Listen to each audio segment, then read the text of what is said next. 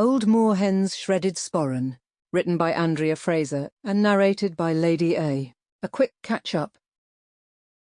Lady Amanda Golightly of Belchester Towers rediscovered an old friend in a local nursing home and rescued him from a life of terminal boredom, telling him she was going to sort out his mobility problems and move him into her own home to get him out of the ghastly God's waiting room atmosphere of the place. This started their first misadventure in murder. Having decided to try opening the towers to the public, they fell into another murder investigation when one of Lady Amanda's guests, who was taking part in a dry run before the official opening, ended up dead.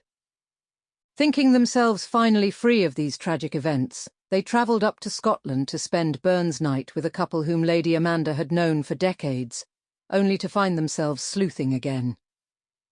This story follows directly on from their homecoming from this ill-fated trip, after which Lady Amanda was made aware that Hugo's younger sister was coming for a visit, and, as they had not been there for a while, the letter announced her arrival date as the next day. Beauchamp also dropped a further bombshell when he announced his intention to marry Enid Tweedie, a long-term friend-cum-personal slave of her ladyship, who had been shamelessly taken for granted for years unrecorded. Thoughts of Hugo's sister, who had been a dreadful bully at school and the bane of Lady A's life, here, in her own house, were severely depressing. But she knew that Hugo had no home of his own in which to entertain her, and realised that she must grit her teeth and live with the situation. We join her as Beauchamp brings in the evening's pre-prandial cocktails. Chapter 1.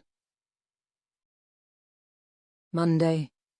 Beauchamp entered the drawing-room with a tray of cocktails, his usual duty at this hour, but Lady Amanda was totally unaware of his presence until he spoke.